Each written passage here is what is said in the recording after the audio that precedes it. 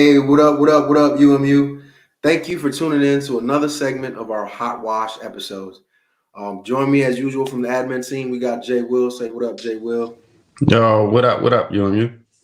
All right, before we get into the program and introduce our special guest for this evening, I'm just kind of take a quick moment to kind of go over our disclaimer. So all the views and opinions expressed this evening are our own personal views and opinions and by no way, shape, or form represent the Air Force or any DoD organization. So with that, I'm gonna turn it over to Jay Will. He's gonna talk a little bit more about what it is that we're doing with this hot wash segment. Yeah. So, like you were saying, hot wash, man. So, what is it? Let me just keep saying this and reiterating it. It is not somebody that's retiring and then is giving us their last spiel and their last hoorah as they going out the door. It is intended to give you all a perspective from somebody who's gone through the majority of their career, and most importantly, somebody that you all have asked us to reach out to because they have an amazing story. So, with that, that's hot wash. But I really don't want to keep our guest in the background for too much longer. Like, I'm ready to go ahead and introduce her, and then also let her introduce herself. So with that, do. What's going on? Hey, it's a party, it's a party, it's a party. What up, T? What's going on, T? Good evening. How y'all doing? Oh, we good. We good. Excited. Awesome. I'm excited too. This is awesome, man. I wish I had this when I was a young NCO. So this is phenomenal. No doubt. So if you can go give us a little spiel about yourself, tell us who you are, where you're from. Anybody that may not know or been living under a rock recently.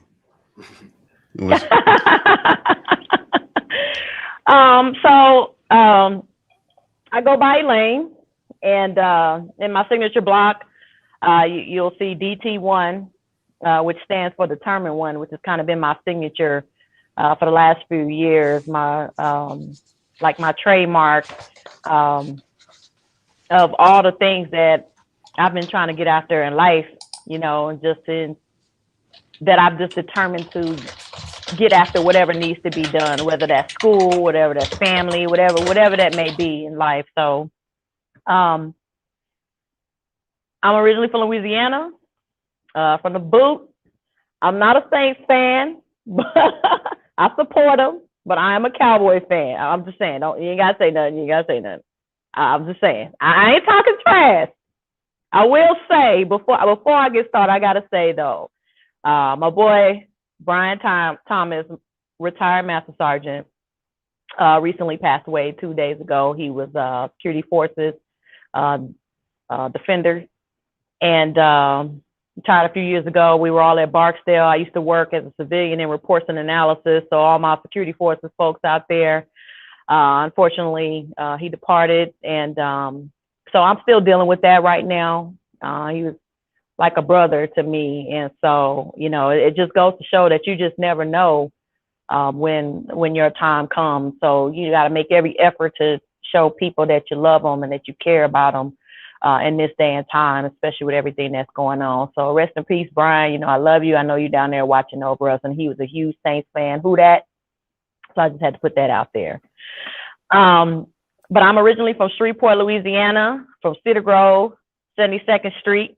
A lot of people don't know much about Shreveport other than the casinos and things like that. But when I was coming up in Shreveport, there wasn't much there. The casinos weren't there, a lot of cotton fields and things like that. And so my father, he wanted better for us. And, being in the deep South like that, I'm not gonna lie, the first time I had any interaction with somebody other than white was when we left to go to Georgia. So, being in that type of environment, you do really kind of see your haves and your have-nots and stuff like that. So when I actually went back to Barksdale for some time, I got a chance to see those areas that I grew up in. Some of those houses are still there, and a lot of people that I know are still there. And some folks don't even like to say they're from Shreveport, but I'm proud of where I'm from because I know that no matter what goes on in life, you can rise above whatever your circumstances are. And so, again, when you say Shreveport, like, you from Shreveport? But it's all good. Yes, I'm from Port City, proud of it. But my father wanted more, and he was Army Guard. We moved to Georgia for the first time. Lived in Atlanta for about 5 years or so, and then he got a job in California. Moved to Cali right after the '89 earthquake. So we lived in Richmond, California. If anybody knows about the Bay Area, Richmond was definitely a very unsavory area. So I went through a lot there in my childhood, seen a lot. And then he got another opportunity. We moved back to Georgia. And when I lived in the Jonesboro area and went to high school. So I actually started my high school year in California. And then we moved to Georgia for my sophomore year and my junior year. And then my father got another job back in Cali working for Golden Gate, and moved us back to California where I went my senior year. So I went to 3 different high schools. So I am accustomed to moving around. In fact, when I'm sitting in one place for too long, I start getting antsy. So, but I will say that, you know, probably some of my family may have thought that my father was not wise for moving us around, but I commend him for that, because without that, I would not have the foundation that I had and the experiences that I had to be able to get out and see different things, because having that exposure is very important in life when you've been sheltered and you've been trapped into one area for a long period of time. You know, some people just feel they're just a product of their environment, but you know, you can strive to be whatever you want to be. You know, don't let anybody oppress, which is why I'm saying I commend you all for this platform. I really, really do. This is super important, because I'm telling you now, if I did not have the mentors that I had when I was coming up in the Air Force, I probably would have been gone, because I was something else. I really was rough. No, we definitely appreciate it. So this is awesome. Thank you, Chief. This is going to kind of open up for our transition question, right? So you mentioned your father was Army Guard. So with that, with your father being Army Guard, why the Air Force? How did that look? What did that look like? Well, how did you come to the recruiter's office or get to MEPS or take the test? Okay, so my dad was like, hell no to the Army and hell no to the Marines. So those two are out. It was either Navy or Air Force. And actually, it was funny, when I was in Georgia, one of my best friends, Aaliyah, her father was prior Air Force, and she had been talking about going to the Air Force. And I was like, girl, I ain't going to no Air Force. That's the man. You know what I'm saying? We ain't doing no Air Force, you know, because you street life, you know what I mean? Yeah. And so, and when I moved to California, you know, my dad and I, we didn't see eye to eye. And so I was ready to get the hell out the house. I was 17. I'm like, I'm out of here. I'm ready to fly and get my wings, you know? And I said I wanted to go into the Air Force. And so I went down to the recruiter's office. And I will say my dad was thoroughly involved in that. And he had the recruiter take me up to Travis Air Force Base. I picked the job that I wanted. He had the recruiter take me over to the supply squadron at the time. It was SUP. And I got a chance to meet a chief in the Air Force. And he sat down and he explained to me what my job was going to be. And I honestly picked supply because it was the shorter tech school. And I thought that I would be back in Cali. Because I did want to go to be a pharmacy technician, but the school was going to be, it was a wait. It was like a year wait for the school. And I was like, I'm not staying here that long. I'm out. I got to go. So yeah. I had to go. So that's why Air Force. And so I haven't looked back since. Navy, I was like, no, I couldn't swim. So Air Force it was. So they, and before we skip ahead of it, so I did want to touch background, like what you're currently doing as well. So we touched the family piece and then come out. But before we skip over that part, can you tell us a little about like where you work now? Maybe a couple of nuggets on responsibilities and stuff like that. So it's funny, I'm actually at work and I have to apologize again. No apologies. This is, I thought this was Saturday. So, you know, y'all must be special because I'm giving y'all an interview without my eyebrows. Okay. I don't play about my makeup and stuff. So this is raw me. No makeup, no glam, no nothing. That's the only thing. So I actually work on Fort Sam Houston in San Antonio. I work for DLA, Disposition Services. A lot of military folks are familiar with DLA. All they know is a lot of folks they only think about, you know, DRMO and things like that. But DLA has so much to offer the warfighter, and they are huge supporters of veterans. But prior, when I was in Florida, because right now I'm actually a TR, which is a traditional reservist, so I only drill on the weekends. And I was environmental protection before, because I used to do hazmat when I was Air Force. And then I went into, so right now I'm kind of like a souped up RA, if you will, where we're kind of like at a higher level where I have sites under me, and we deal with support agreements, MIPers, moving funding. I mean, it's tedious, which is why I'm still here at work right now. So it can be very cumbersome, but I'm a straight GS, which I love, which is one of the reasons why I got out the Air Force. Not that I didn't want to finish my career, but, and we'll probably get into that, but at that time, I made a decision to go back into the civilian world. But I actually just came off of a 3-year assignment at headquarters AFRC, where I was a AGR, which is the Active Guard Reservist. So we Active Guard Reservists have the same opportunity to retire, just like regular reg-aff. It's like not active duty, more reg-aff. So I swear with these acronyms. Yeah. So that's what I do now. In fact, I am leaving this week, actually tomorrow, to head to Kansas, where I am the command chief there at McConnell. So. Okay. All right. Yeah. So I Shout out gotta to take you Chief back. Royster. I know I'm shifting you back and forth, right? So now we gotta All go back to the all beginning. good. We gotta go back to the beginning. So now you talk why Air Force father was heavily involved in everything. I want to kind of now want to say, okay, now you're in the Air Force.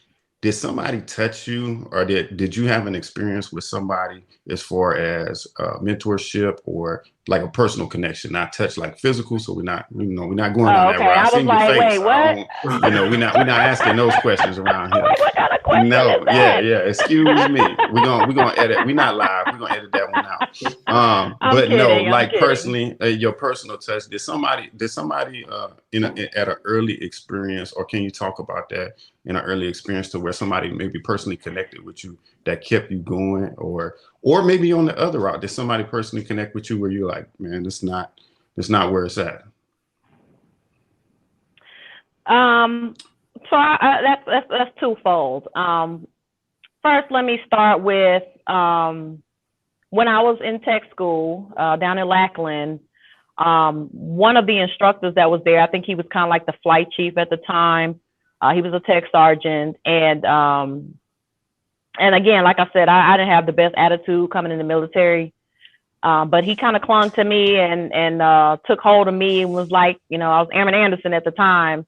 And when I tell you, I came in from basic training with long braids down my back, big old bulk and everything. I mean, they would be yelling at me, telling me to get my hair in order. Where I'd be like, "What, justice style? Justice style." No, I would be like, Aaron Anderson reports this order. I am not changing my hair. So, but I had a hard time with running and stuff like that, and so he took to me. And he helped me out a lot, and he even kept in touch with me, when I went to North Dakota, and kind of looked at me like I was a little sister. And it wasn't until I went to Lake and Heath is when I found out he was involved in the whole sex scandal down there at Lackland, where a lot of the instructors were getting in trouble and stuff like that. And it was funny because he emailed us and kind of told us that he was going to be getting into some trouble and things like that. And, I was a little disappointed about that, but I never forgot that through all of that, he still took me under his wing and looked out for me, even though all of that was going on. And then when I got to North Dakota, again, another little firecracker was shutting down the enlisted club. And I had some folks that saw some things in me because I was a hard worker. No matter what, right. I may not have had the greatest attitude, but I was a hard worker, right, right. And I think a lot of that came from my relationship with me and my dad because we, it got really tumultuous because we were so much alike. Right. And so I was just angry, I was angry about a lot of stuff. But I think that came from they knew that I was a good worker and I just needed somebody to believe in me, and that's why I've been pursuing the things that I've been pursuing in my career and reaching out to folks, because I know that if someone hadn't reached out to me, then I wouldn't be here. So it don't take much, you don't have to deep dive into folks' business and stuff like that. But my first supervisor in North Dakota, my second supervisor, she was British, actually. It was the first time I met someone from England. Mm. And she was, I'll never forget her name, was Del Bianco Fry. And it was funny because she was from Africa. Well, she wasn't British. She was from Africa, but they had the British accents. But it's funny, we used to joke about how she could actually put on her resume that she was African American because she was. But when I tell you that woman was thorough and she had my back and she took care of me and she taught me the job, she showed me what I needed to do and make sure I had what I had to do. My upgrade training was taken care of. And so every supervisor that I've had along the way, I've always, when I got promoted or anything special of that nature, I would always reach back out to them and tell them thank you and let them know how I was doing so that they could see that you may not realize it, but what you did for me impacted me. Right. Because they're moving like it's normal, but not knowing how much of an impact they're making. That's legit. Thank you for sharing that with us, Chief. So as you say, Airman Anderson is progressing through the ranks. He's had a little bit of time to grow a little bit throughout her career. Did you ever feel that there was ever a point in your career that you had like that light bulb moment? So you think back, have you ever seen The Matrix, Chief? Wait, say that last part, you broke up. Have you ever seen The Matrix? Oh, yes. All right, so when Neo kind of starting to realize he's the one and he kind of see the path. Have you ever had a light bulb or watershed moment like that in your career where you kind of understood what the Air Force needed of you and it allowed you to progress a little easier instead of against the grain or against the current?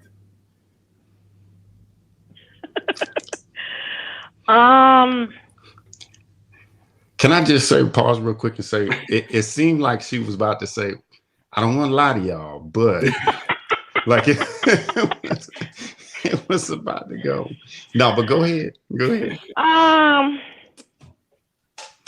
really trying to think about that because it definitely progressed over time. I will say that my upbringing instilled in me how to be a good worker. And again, my father, even though we bumped heads, my mom, we bumped heads, stuff like that. But, they took care of us. Like I said, even growing up in the hood and stuff like that, they made sure we had what we needed. And so I just knew I had to survive and I knew I had to do what I had to do because I wanted to make them proud too. And I wanted to make my family proud because I was the oldest. So being the big sister, I still took that to heart, when I would go to different bases and stuff like that. So I think when I got to Lake and Heath, I kind of had a light bulb moment when when I first got there, I was, and again, this was before they had standards for nails. So I used to have some claws, okay? And I'd be up in there, tink, tink, tink, tink, tink, tapping away. And they'd be like, is you gonna cut some nails? I'm like, I work in customer service. I don't need to cut my nails. So when I got to, I was in customer service at first, and they moved me to document control. I had some little run-ins with some of the locals there, and I just had enough because it was too messy. I'm not gonna lie. Back in the day, supply squadron used to be messy, okay? And all my supply folks out there know supply used to get down. That's all I'm gonna say. Yeah. And so, it was a lot going on. But one of my greatest mentors came from there, which was Chief Master Sergeant retired Thomas Leggett. And he was a phenomenal mentor. In fact, and throughout my career, I've run into several people who have known him. And when I tell you that dude was smart as I don't know what, he made master fast. He got his degrees out the way. And so he was definitely a beacon of light and kind of changed my mindset about things and how I should see the Air Force and stuff like that. And not walk around with a chip on my shoulder and that I had so much more to offer. And so when I told him what I wanted to do, because I was getting ready to test for staff, and I really did, I was ready to leave supply, but I wanted to do something different. And so that was the first time I went out to, I was at Lake and Heath in the 494th and Red Squadron. And that was like the worst squadron there was, everybody said, because you had 3 different AMUs. But I was like, I don't give a damn, get me out of here. I'll go to Red. But going to Red was probably like the best experience I've ever had, and that's why my fighter background, I'll talk fighter all day long. But because of him, because the supervisor I had prior to him, he tried to screw me over because the civilian lady, you know, she was lazy as I don't know what, and they kind of, you know, linked up, and she was snitching on us, telling all kinds of stuff that was going on in the office. And we were trying to figure out where he found this information out. He tried to tell me one time that he was running in past the dorms and heard me talking about him. And I'm like, what? You're a damn tech sergeant. How are you running past the dorms and heard me talking about you? But anyway, so we found out she was the mole. But long story short, you know, Chief Leggett, I mean, he came to me and said, hey, Elaine, listen, I'm going to tell you right now, you know, Sergeant such such trying to do you in and Mary trying to do you in. So, you know, I wasn't trying to hear all of that. I got to know you is when I came and talked to you and I saw you were a hard worker. So the good part that he decided to not listen to what the next person said. Because a lot of times when you're in a section and another person come in there and you hear another NCO talk about an airman or something like that, you might be inclined to believe them instead of, you know, listening for yourself. And he found that, you know, I don't care what he said, because he tried to mark me down on my EPR too. And he messed me out of BTZ because I would have made BTZ that year. But I ended up making staff first time that year. So at the end of the day, when one door closes, another one opens. You know, so shout out to Chief Leggett for that. That was my light bulb. Nah, it was meant to happen that way, and that's the crazy part about it. So you'd have made BTZ, it changed you on a different trajectory. So absolutely, it was definitely meant to be that way, man. That was another good. You got that note taker on the side? He's taking notes on the background on this one. Last time okay. Yeah, no, love you too, Mama. And then I will also tell you that I'm pretty sure we have a lot of people in the background as well, finally smiling and throwing their hands up, because this is probably the one show that we've done that nobody has said anything bad about personnelists or finance. So, so when you mention supply, and then some struggles in supply, so because everybody has it. Let's be honest. Every community has struggles. Every community has their problems. So it was definitely, that's my sidebar before I transition. So as I transition from your light bulb, now you've been keeping it really positive, and I appreciate that. And I always appreciate those nuggets and spinning conflicts into positivity. But I would like to ask, even though you had that light bulb, is there something that you look back on that you're like, man, I wish I'd have done that differently? Is there that regrettable moment for you, or is there something that you look back on and say, man, I really wish I would have done that better, now having the knowledge that you have now?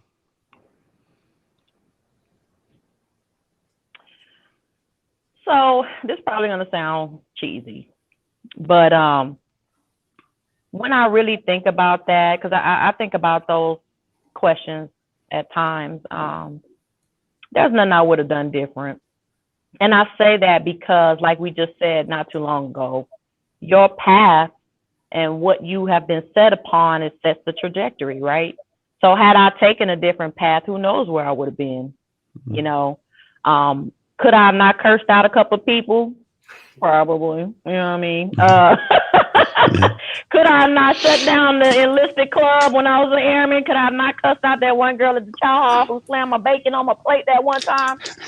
Probably, but it happened. You know what I'm saying? Yeah. But I learned from it. Yeah. I learned from it. You know, but everything, good or bad, honestly, and throughout my career, no matter what I was going through at the time, you know, you're going through that storm. You're like, man, this is some BS. I just can't believe I'm going through this. But if you have someone, and that's what's important about having people that support you to help you get through that. I had a lieutenant, he was a retired lieutenant colonel. I was dealing with some issues when I was in the Guard. And he shared with me that he had a boss that was literally trying to get him fired. He had gone through so much, and he had supported me.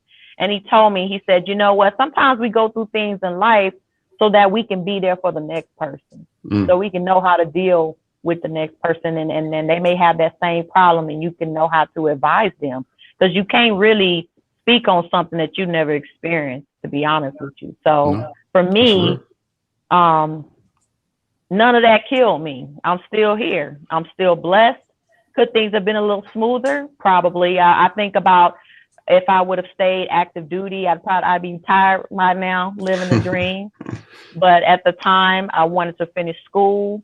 Thanks to the Air Force, I got 4 degrees out of it, and I met my husband. I had my daughter, and so that was the choice I made, and so I don't regret it.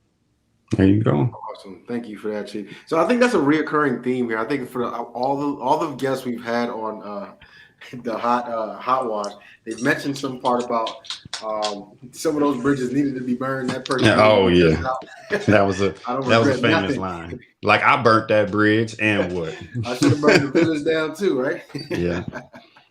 I mean, but again, in hindsight, of course, a couple of years ago, I could be looking like, man, I wish I would have done this, but I'm not going to go through life regretting things because it's in the past. You learn from it and you move on. No, I don't want to change anything about what happened with my life. I'm thankful for it. I'm blessed, and it could be worse. So, if I could, I'd be a millionaire by now. But guess what? If I was a millionaire, you know what I'm saying?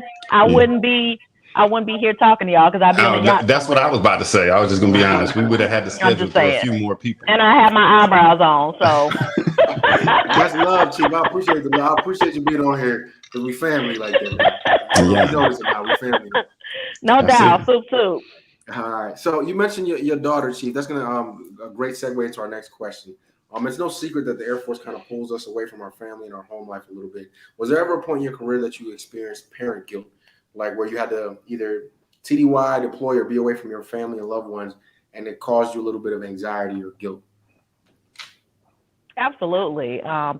Even right now, when I have to leave to go to Kansas, my daughter hates it, and when we were in Georgia, I think the first year I was there, I was TDY 17 times. And that did affect her. She's like, Mommy, you were always gone. And I always try to explain to her that, baby, it's not that I don't love you or anything like that, but I'm doing this so that you could be proud of me someday. And it's funny, when I was at McConnell, she told me she did not want me to go to Kansas. She was trying to figure out how she could get me fired. But when I showed her the video, and, she came back and told me how proud of me she was, even though she misses me and stuff, but she was proud of me. But when I deployed in 2017, that was probably the hardest thing for me because, to have to leave my baby, I didn't, it was hard, you know what I'm saying? So I can't imagine everything that other folks have to go through. And I'm gonna be honest, something I struggled with for a long time that I never really told people was in 2017, that was my first time deploying as a Chief Master Sergeant. And all the deployments that I was supposed to do when I was active duty, it didn't work out. In fact, my first deployment when I was in North Dakota, we were supposed to go to Saudi, but then he shut down the runway and sent all the planes to Tampa. And I was supposed to go to Tampa, and then they came back and was like, well, sorry, you got orders to Lake and Heath, so you can't deploy no more. I'm like, really? A 3-month deployment in Tampa? It was probably best because I was underage. I know I would have been off the chain. But anyway, so, but that was a struggle for me to listen to other people who have deployed, and it just never happened for me. And at the time with my husband, because he was active duty, I didn't want us both to be gone. So I made that sacrifice not to deploy. And I didn't have to as much in the reserve. So that way both of us didn't have to be gone. So I applaud anybody who has gone through that. But I took that deployment because for me, I'm like, I can't stand up here as a Chief Master Sergeant and lead airmen and not have experienced what they've been through. And I know at the time my husband had a lot of apprehension about it because he's like, look, I done deployed many times. It ain't the hype. It ain't worth the hype, which I get. But there's something in you that when you get into a position where you're leading and things of that nature, like I said before, I can't talk to you about something I've never experienced. So for me, it was hard because that was the first time I was with Red Horse, to the horse. To the horse. And and that was a very difficult deployment. There you go. It really was. My worst. Difficult deployment, but it was rewarding though. It was a great deployment though. It's definitely. I had my experience with the horse. Me and Black have opposing opinions, and Tread carefully, I sir. mean, it's Tread different. lightly. It's different when you go as an augmentee. I I say take wanted care of to the go ahead and say horse. that. oh, You know, I was an yeah. I could tell you augmentee. some stories about the augmentees that came and had to work for me because they sent me down range and I didn't have any experienced supply people. So I was the senior supply person there. And Mm. the NCOs that I had, they were augmentees from like pest management or structure or something like that. So I had to be able to teach these airmen. They were in upgrade training. And I had airmen at 5 different sites that were in upgrade training. Like the highest Mm. airman I had was, I mean, we had a C airman and the A1C at a site. So I was fobbing around but you know what? It didn't break me. So Yeah, there you go. I There sucked you it up. go. We kind of mentioned, especially from a previous one where we talked about bridges and burning bridges or not burning bridges. So I want to go back to the light bulb point as well. Is what's your opinion as far as bridges? Do you feel in building bridges? Do you feel like some bridges need to be burned to never cross over again? What has been your experience when you hear the term building the bridge or burning the bridge? Um, I guess it just depends on your perspective and you know how it applies to that situation because there are some bridges you like I don't give a damn if I ever see or deal with you in life again. Um, but it's very important um to be aware of the future and those same folks you may come across again, you know, especially if you out there doing some BS.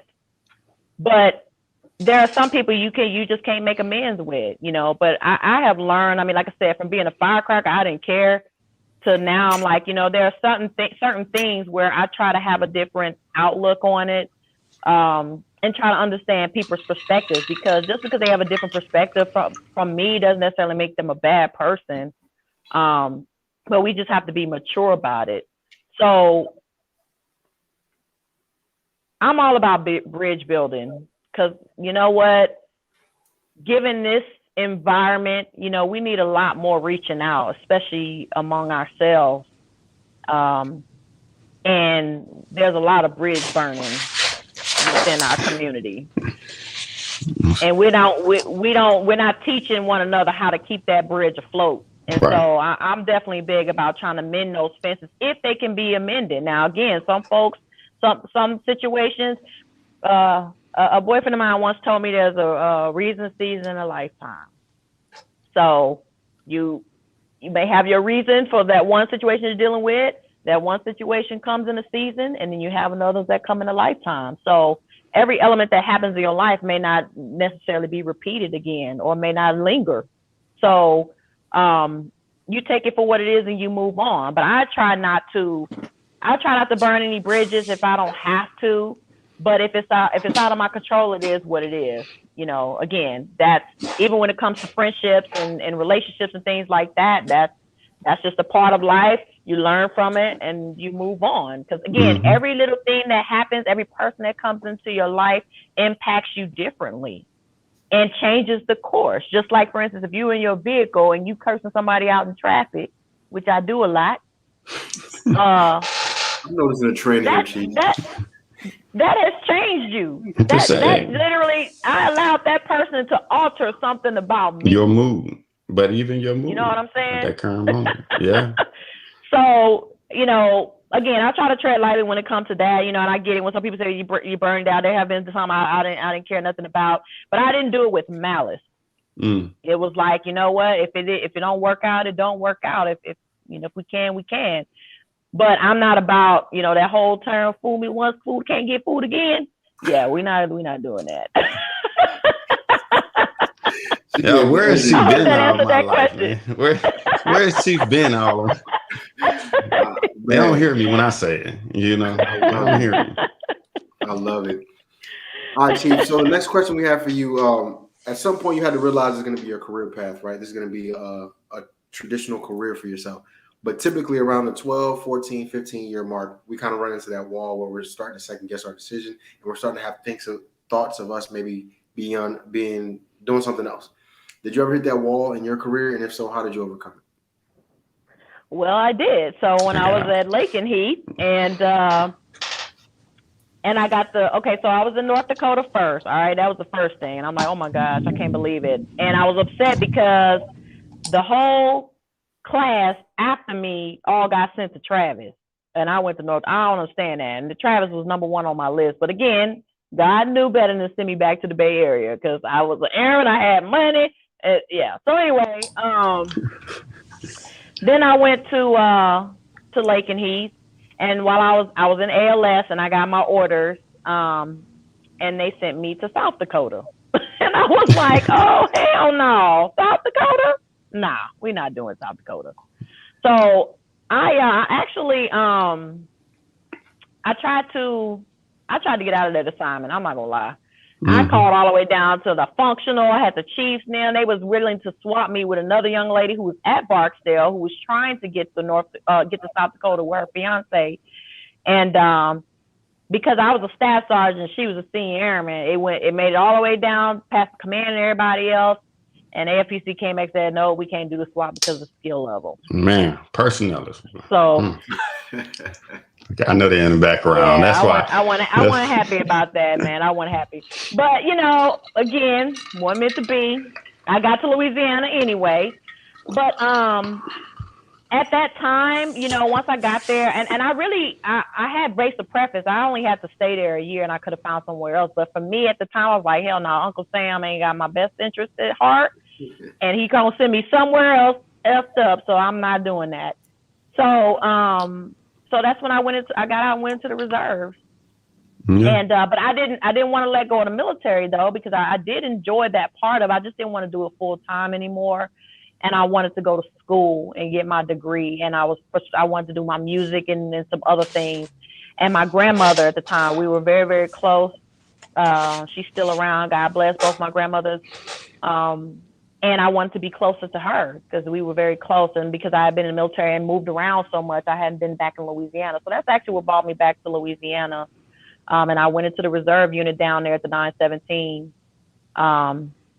And that changed the trajectory of how I did business. It was a culture shock because, you hear a lot of horror stories about the reserve and the guard. And there's some truth to that, but that's truth everywhere. I mean, there's right. Horror on the reg ass side and the reserve, the guard, it's everywhere. But it was a culture shock for me because I was very straight laced when it came to, at the time, you got an airman calling NCO by their first name. Like, I was like, nah. I mean, even though when I was at Lake Heath, me and my supervisor were on first term, but I knew better when the other people came around. I knew that he was Sergeant so-and-so. And so that's kind of the problem we have with some of the airmen nowadays is like they don't know when to draw that line, that their respect factor has gone. But we as senior NCOs and NCOs, we have to learn how to bridge that gap with them and have those conversations rather than sending them emails and all kinds of stuff like that, text messages like we need to have face to face. We need to sit down and talk so I can see your pupils. Yeah. And see what's going on. So that's actually what changed that for me. And, I've been in it ever since. Yeah. Well, can we backtrack a little bit, Chief? You mentioned you did music. What kind of music? Like, let's talk about that part for a second. So I sing. I used to do a lot of national anthems and stuff like that for ceremonies. And when I was at Lake and Heath, we were in a little group. I don't know if any of my Lake and Heath people on the line, but I was with Big Bite Records. It was some military folks that got together, and we were doing music. We was doing shows. I mean, it was actually pretty cool. One of the gentlemen, he's actually moving up. His name is Mike Gould. He goes by Mike Bless. But he's actually doing pretty well in Atlanta, but he was security forces at the time. So like I said, we all did music together over there. And then when I got to Louisiana, I would do sing with a band and stuff like that. So, and I write. And so I love music. That's actually what my passion is, music. That's no doubt. So is it possible we get a few notes at the end of this conversation? Of course. We family now, so just get a couple matter of It was funny when I was at Grand Forks. We had a talent show, and some of my homies, we were out there, and we put a song together. One of the guys, he's actually doing music somewhere else. A lot of those guys are out now. But I'll do it at the end. Okay. Shout out to my folks in the Forks. That's it. That's respect, man. I appreciate that. Now I'm gonna pause for a second, talk to uMu. So uMu, I think y'all letting Chief off light. I'm not seeing the questions in there. So as y'all know, at the end of these, we rapid fire Chief some questions. So whatever you all have, if you haven't noticed by now, we're probably 40 minutes into it. She's gonna give you the real deal answer. So with that being said, like ask her whatever you want. And then by all means, at the end, we'll get to it, and then and we'll rapid fire her those questions. So, but with that, you already gave us the one answer, which is I wouldn't change anything. But there was a transition point where you went reserve, and looking back on it now, hindsight 2020, would you make a different shift in your career? Now, again, you already used the one answer. Hey, everything's led me to now. So we can't use that one again. But if you were to advise, is there any more nuggets that you can say, look, hindsight, I made this move. Maybe I should have been a little more hesitant or weighed my options, or maybe, hey, this was the right path. But even when I went reserve, I wish I would have done this a little bit sooner or a little bit better. Is there any one of those that you look back on at that transition point?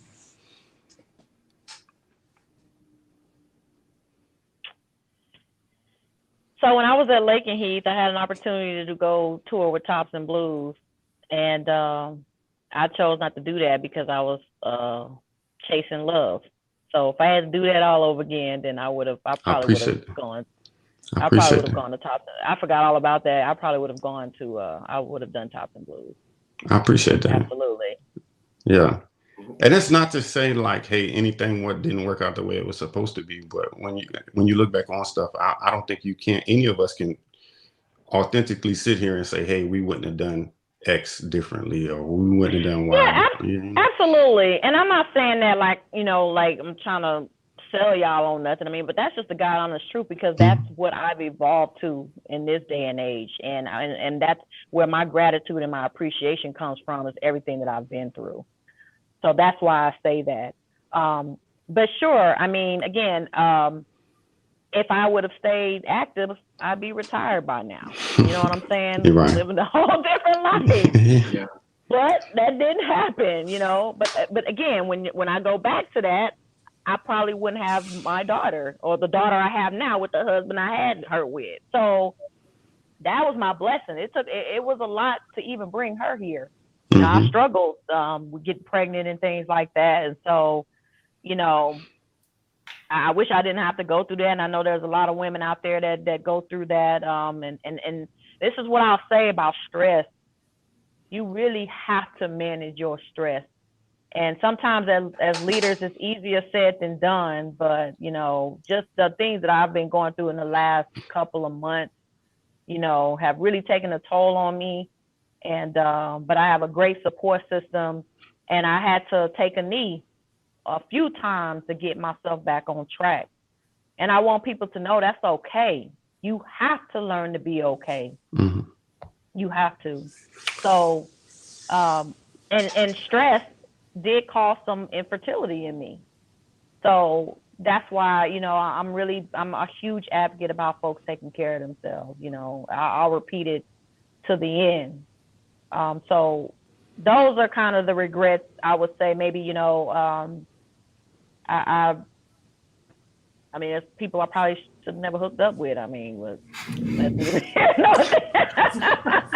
again, I said, I wish I wouldn't have shut the club down, fighting in the club, stuff like that. Yeah, those are things that I wish I wouldn't have done. But I mean, it's part of being alive. You know what I'm saying? You know, in the same respect, you wouldn't have the pause that you have now if you wouldn't have had some experience to lay some hands. So, but I want to lay it of the hand. Yes.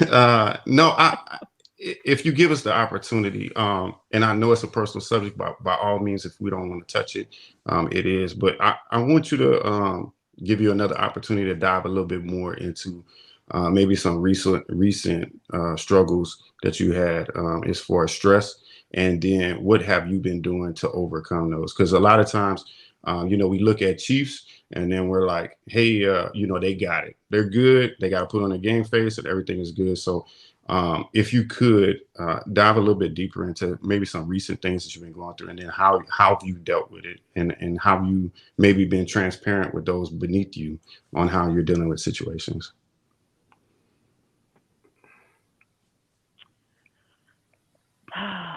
Man. So it's kind of been a snowball of things that have been happening.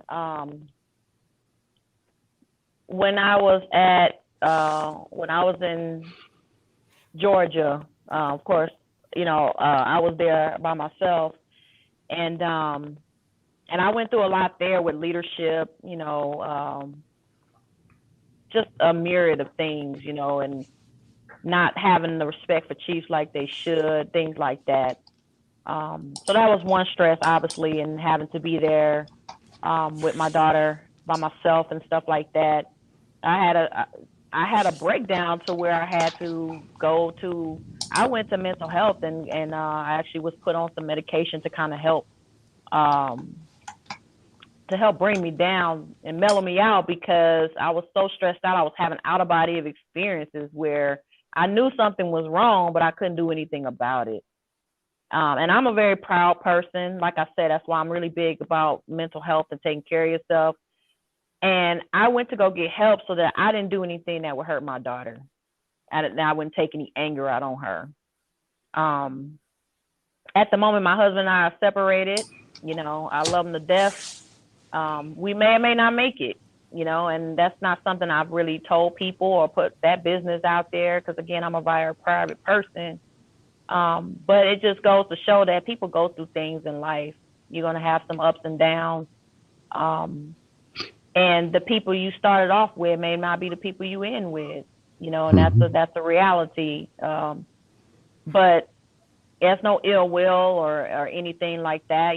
Sometimes paths, change directions and things like that. But, that is stressful, with somebody you've known for a long time. So, and then, of course, I have health issues as far as, running. I tore my ACL, but I'm hard-headed. I want to keep running, doing what I want to do. Yeah. And, of course, the recent death of my friend. I had a friend, a family member who was sexually assaulted recently. So it's a myriad of things going on to where you just be like, Lord, why, Where I'm right now. Yeah. But again, of stressing that support system makes all the difference.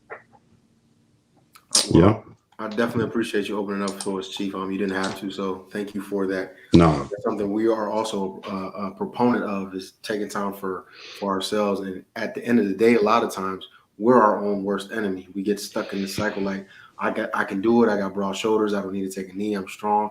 And we just end up taking on too much. And by the time we realize it, it's damn near too late. So thank you for getting that message out there to a lot of our members watching. Definitely. Thank you. Absolutely. I think a lot of times you just speaking on, even though it may not resolve, what you're going through right now, I know you've connected with a lot of people right now that are going through something. And if it helps at all, I know for a fact that you've helped somebody out tonight by sharing your story, just by them seeing somebody like them. And then also in your position, that's willing to share their story. So I can almost bet that somebody is going to seek or be a better person tomorrow just because of you. So I definitely appreciate that. Thank you. Well, I hope so, even if it changes one person, because like I said, I don't have nothing to hide. Again, sometimes our pride gets in the way or whatever. But at this point in my life, I've had some serious enlightening. Oh shit, I don't know if I'm tired, but anyway, to where life is too short. It's too short, and I just don't have time to not do what is necessary. And that's about the best way I can put that. Thank you, Chief. All right, so let's change the direction of the conversation a little bit. So we talked a little bit about some things you would have done differently, maybe some highs, some lows in your career. But right now, with a career spanning as long as yours has and having so many ups, can you please share with us one of your most memorable moments throughout your career? I know there's probably a lot, but what's that one moment that when you're around the campfire with the grandbabies, you're going to be sharing? Oh my gosh, Hey, that's hard. so we told you in respect. That's hard. Man, that is super hard. And it doesn't have to be something like I tell super. you. Okay, go ahead, Chief. All right, so I'll just share it. All right, so when I was in, I mean, there's so many awesome things, but one thing that's pulling me right now, as we talk about losing friends and stuff like that, in North Dakota, that being my first duty assignment, you know, we were all we had, and I'd never been to North Dakota. Like, what? I'm from the South. And being in the dorms and hanging out with friends and stuff like that. One of my good friends, Jason Archer, he passed away from a motorcycle accident some years ago, and we were planning a reunion, a Grand Forks reunion, and they were stationed at Langley at the time. Him, my friend LaRon Shamra, and we had just talked, and we were all gonna, like, that next month we were gonna get together and do something. And you know, Jason, he was killed, and so that started a lot, you know. And I flew out there. He was actually from Dover, the Dover area. And but when we got up there, all the crew got together and we laughed. We had a good time. And the funniest thing I can remember is, so I don't know what the hell I was thinking, but back in the day, drinking 40s, like, I don't even know what possessed me to drink a damn 40 ounce. So disgusting. I don't know if anybody remembers St. Ives, all the old school folks out there, Yeah. and the Boone's Farm and all that. But when we got out there, I went and bought a 40, and so we was like, all right, y'all, we're gonna take a shot, you know, on Jason's for his memory. And I about spit that shit out because I was like, oh, I can't even believe we drank this back in the day.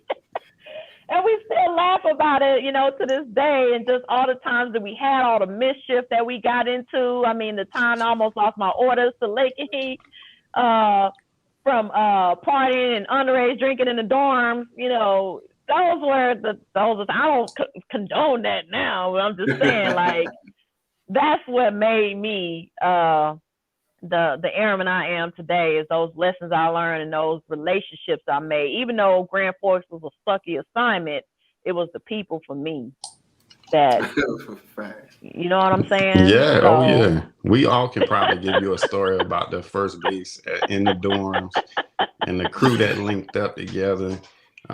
Yeah, those are definitely experiences that we cherish. I'm glad your taste buds evolved, Chief, from the old English 40s back in the day. yeah, terrible. So that was memorable to me. I mean, I can give you all kinds of memories and, you know, hoorah stories, but, you know, at the end of the day, being able to go back to those stories with my folks, you know, in fact, I was just talking to some of my North Dakota friends not too long ago. You know, those are the bonds we still have 20-some years later. Yeah. No, that's legit. And that's one thing I don't think we talk about so much in the military, is like the bonds that you're able to create, even when being separated from family and traveling and constantly moving. Technology has came such a long way to where we're able to keep in touch with people that when we move away. So we talked about your one. Let me be specific. So anybody here, this is only one of her memories because she likes a lot. But before we wrap it up, and of course we listen to them notes, because we ain't gonna let you get out of that one. We want to listen to a few notes. All right, let's do it. But I got one more for you, because I do want to give you this opportunity. I want to give you an opportunity to to speak to every airman that could potentially listen to this. We're streaming on YouTube, we're streaming on Facebook, and then we'll also have it on Spotify on the audio version later. So I want to give you an opportunity to talk to every airman and give them one piece of advice that you wish you would have had coming out of tech school or being early in their career. So with that being said, what would be your one piece of advice if you could speak to every airman across the force, whether not active or reserve? What would be that nugget that you would give them? Invest in yourself. You have to invest in yourself and your career. Too many times, you know, we're worried about what my supervisor ain't doing and my mama ain't do and so forth. But you have to really, I had a supervisor tell me that nobody loves you like you love yourself. And if you are not able to get out there and do the research that and follow up on stuff and not just put it in folks' hands and expect somebody to do it for you, then you're going to have some hard lessons to learn. I see that a lot of times where you have some airmen, you know, making a lot of excuses about things, but yet not providing any solutions. If you're going to complain about something, you're going to have an issue with something, be ready to speak up about how you can make it better instead of just complaining about it. Also, be open-minded to other people. No matter what their background is, where they come from, where you come from, there's a lot you can learn from just having a simple conversation by being open-minded and open up your hearts and mind to other people and their cultures and things like that. Like I mentioned, when, you know, moving around, I had the ability to be able to see those things. But whatever experiences that you've gone through, you know, take somebody under your wing and talk to them, you know, give them your perspective on how you came to be, because you never know who might need that advice.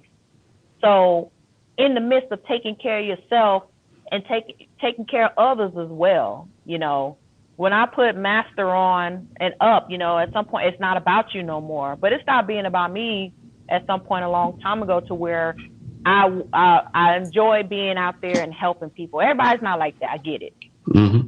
But don't have that expectation that everybody's going to be like you. You're going to have some folks that definitely differ. They learn differently. They speak differently. They walk differently. But I'm a Transformers fan, and so I leave with this. Like Optimus Prime said, there's more to them than meets the eye.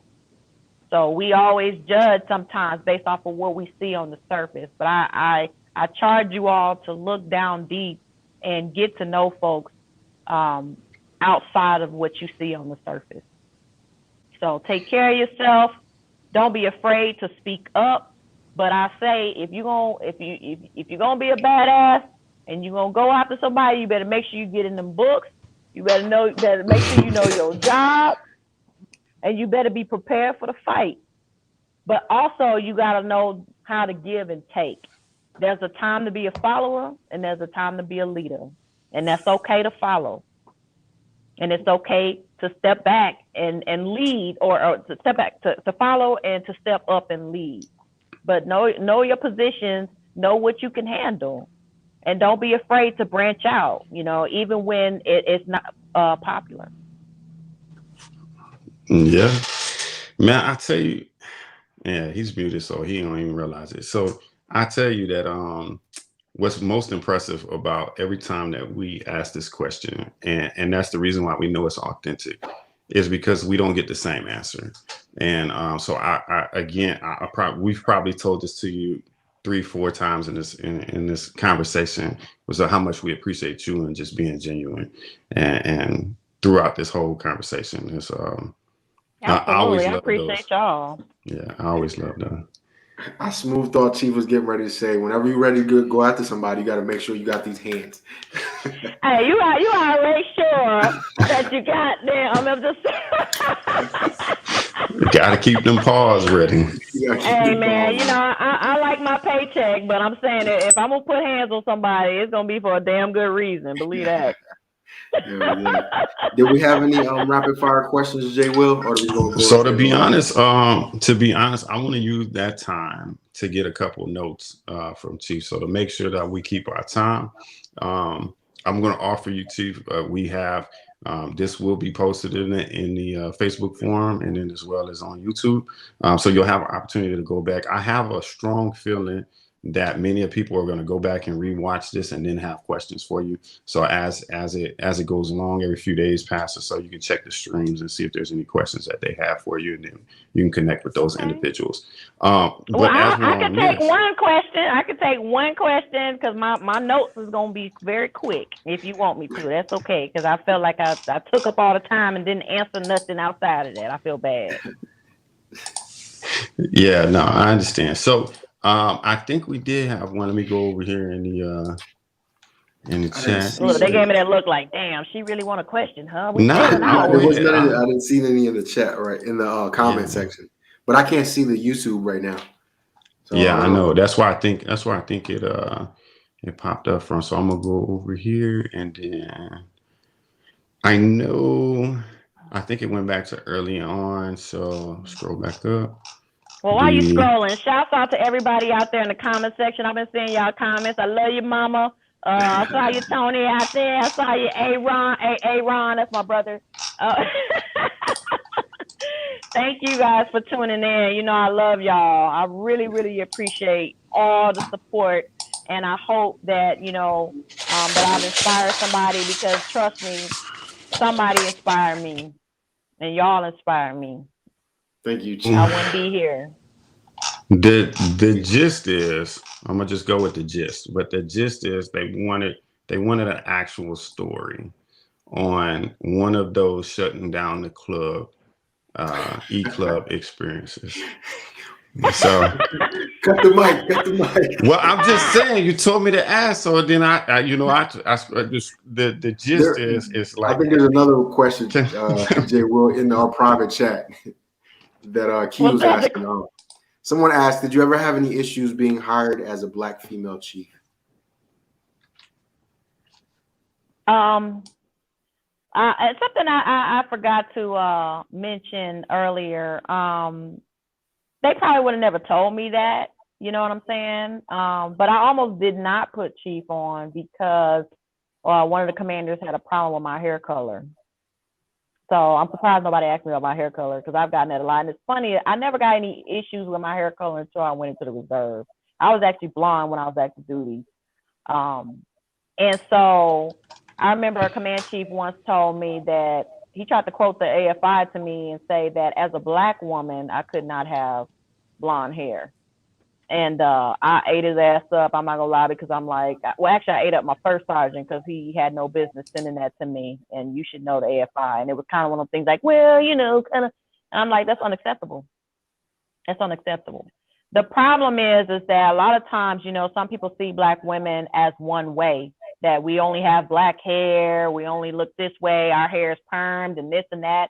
So I'm thankful to Kay Wright for setting the tone and changing a lot of those things. With, as you can see, I have locks now, changing that about that and making it a little bit more diverse, so that we're not so focused on the person's look, because we don't all look alike.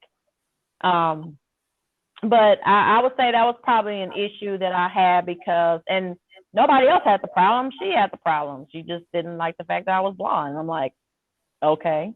And so, and this was in backwoods Florida somewhere. So where you, and unfortunately in some areas you got some folks that have not been exposed to Black folks that look different than that. And so what I try to tell folks is, and I get it, some people don't want to rock the boat, and I've just kind of been that trailblazer from the get-go.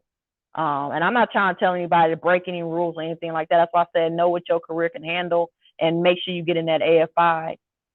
But I'm sure there have been some opportunities that folks did not want to hire me in. But I will say, since I have put chief on, the only opportunity I didn't get is when I applied for the command chief position at Barksdale. Outside of that, every position that I put in for, I got. And I think, what the advice that I always would like to give back to folks is being professional. and not always making it about you. And sometimes stepping outside when you're experiencing issues, you have to be man or woman enough to say, maybe I might be the problem. Maybe I need to take a step back and adjust my attitude and adjust how I do things. It's not saying that you bound down anybody or you being fake or anything like that, but you got to know your audience, and you got to be a little bit more strategic about how you handle things. And unfortunately, sometimes as Black women, we kind of get that, the angry Black woman. That's very real. That is very, very real. Where you come across your counterparts and they can get pissed off and be considered assertive, but we can be looked at as mean bees. But you know what? Guess what? I just tell folks when it comes to that, you know what your challenges are. You just keep on stepping. Keep on stepping. Have your shit in order, so can't nobody tell you different. I'm gonna put that on a t-shirt. Have your shit in order. I want my coin too. All right. I appreciate the candid responses, Chief. Thank you for that. All right, so we're getting into our wrap-up session. So before we turn it over to you, Chief, for our last closing remarks, I just want to go again. Thank you to all the uMu folks out there. Thank you for all the admin folks behind the scene, Key and Tony in the comments and whatnot. Again, YouTube, J. Will, thank you guys for what you do. Before I let everyone off the hook, I know J. Will's kind of been giving me crap about these notes that I've been taking, and so I did take some notes. There's 3 things that I wanted to pass on from what Chief mentioned that kind of stuck with me. The first one was sometimes you go through things to make you stronger so you can be strong for the next person. That kind of hit home for me because a lot of times we do go through some things in life, in our career, both professionally and personally, and we can answer or speak to that with someone else and be their support system when they're going through it.